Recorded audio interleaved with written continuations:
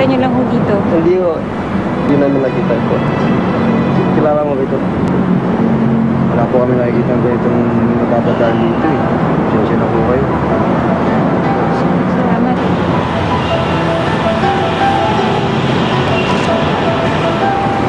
Alam mo, tama si Gwyneth eh. Kasalanan ko kung bakit naglaya si Nino. Siguro kung sinabi ko na lang ng diretso.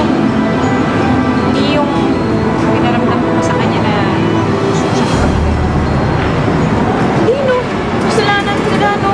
Sila itong bumulabog sa buhay natin. Tapos ngayon, sinisira na naman nila tayo. Alam mo, kaya ko lang talaga lumaban eh. Gagawin ko kaya lang, walang-wala talaga ako ngayon eh.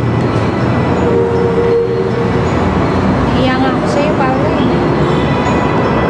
Simula nung pumasok kami sa bahay. Ikaw na lang lahat eh. Ikaw na gumagastos ng lahat. Sa'yo na kami umasa. Huwag mo na isipin yun. Kapatid tayo. Kung anong akin, eh, syempre, sa'yo din. Teka, ano yung sinasabi ni Gwyneth kanina? Na sabi niya, may ilalabas daw siyang bako. Right? Napansin yung babae. Paula ha, baka naman kukulitin sa mga bagay na binibenta mo. Baka mamaya illegal yan ha?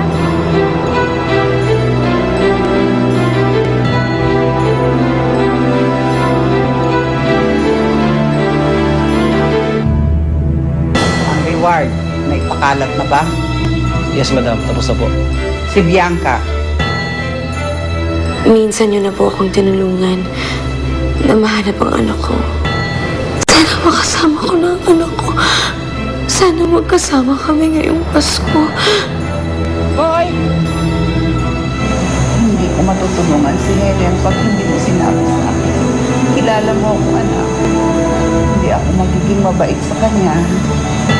Wala ho akong maisip na dahilan sa paglayas ni Nino. Inaako ko po lahat ng kasalanan. Gawin niyo po lahat ng gusto niyong gawin sa akin. Tell me that you want me to help Helen, anak.